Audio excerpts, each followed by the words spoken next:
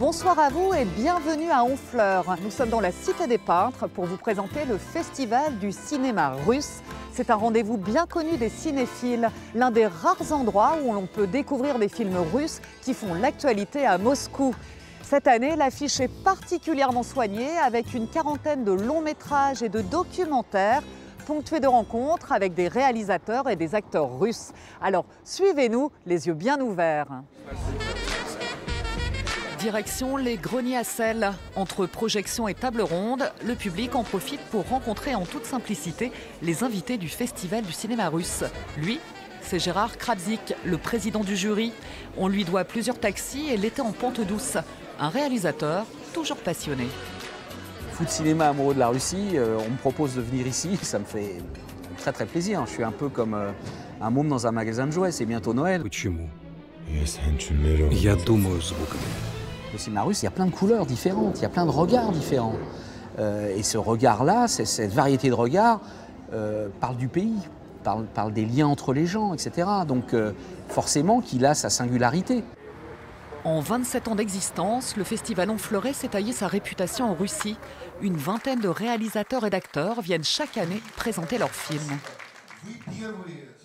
Déjà présent en 2017, Klim Shipenko est de retour avec son dernier long métrage Texto. C'est l'un des plus gros succès de l'année à Moscou. Une histoire d'injustice et de vengeance numérique.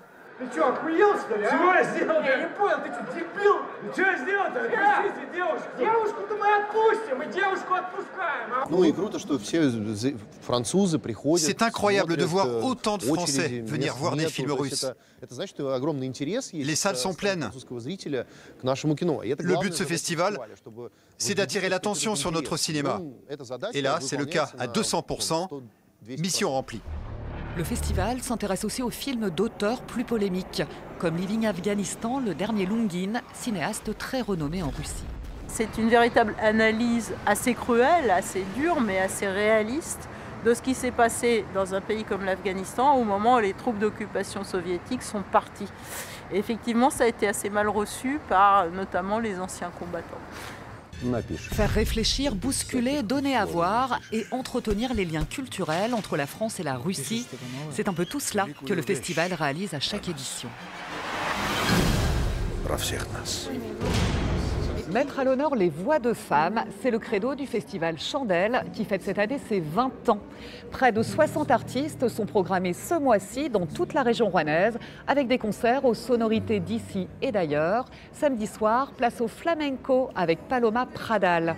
Cette jeune cantaora toulousaine sera sur la scène de l'espace culturel Philippe Torreton à Saint-Pierre-les-Elbeuf.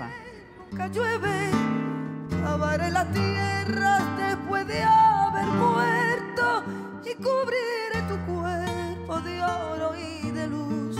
Haré un territorio donde el amor será rey para el amor y tú serás reina.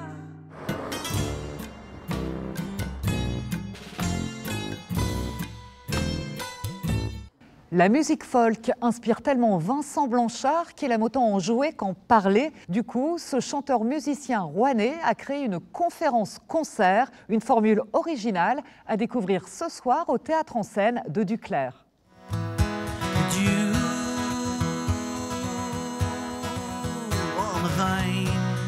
Seul sur scène, Vincent Blanchard nous donne rendez-vous autour de la musique folk et ses détours dans le rock, la pop et la chanson. Un genre engagé qu'il affectionne. Ce sont des chansons simples, des chansons qui racontent des choses toujours hyper importantes. C'est une musique qui me touche énormément, que j'ai toujours aimée, qui a accompagné tous les mouvements sociaux importants. La lutte contre l'esclavage, les droits civiques, toutes ces choses-là. Et ça, je trouve ça passionnant, puis je trouve que c'est une musique qui est forte pour que l'être humain soit un peu meilleur, en fait. Je crois qu'elle contribue à ça, réellement.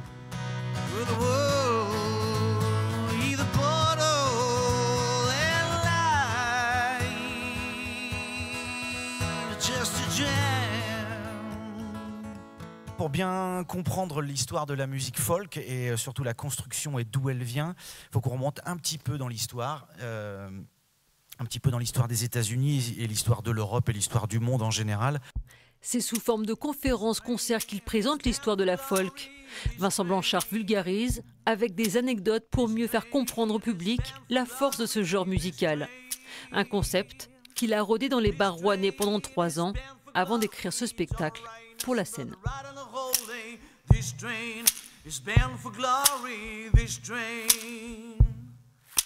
Ils sont athlétiques, drôles et vraiment impressionnants. Les artistes du cirque Éloise sont de retour au Havre jusqu'à dimanche. Les 12 musiciens et acrobates ont promis de nous en mettre plein les yeux avec leur nouveau spectacle Hôtel du cirque grand format à ne pas rater.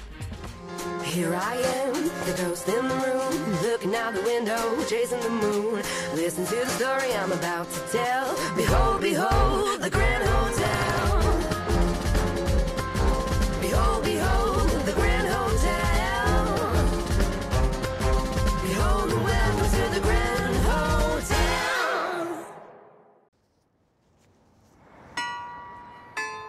Célébrer les mots sous toutes leurs formes, c'est l'idée du Salon du Livre Jeunesse d'Évreux. Des rencontres sont organisées tout ce week-end avec des écrivains, mais il y aura aussi du spectacle vivant, du théâtre jeune public notamment, à découvrir samedi avec la pièce « J'ai trop peur » de David Lescaut, une histoire de collégien qui souligne à quel point tout est histoire de langage et donc de mots. T'es un 6e, tu vas te faire racketter. Mais pourquoi les grands ils veulent les habits des petits, ils peuvent pas les mettre? Il y a souvent des passages de 3e. C'est comme des troupeaux de bisons. Ils arrivent et ils dévastent tout. Ils prennent, ils t'accrochent avec ton cartable en porte-manteau. Tu dis rien, tu souris et t'attends qu'on vienne te décrocher. Voilà, c'est tout pour ce soir. Bon week-end à vous et surtout sortez, profitez et gardez les yeux bien ouverts.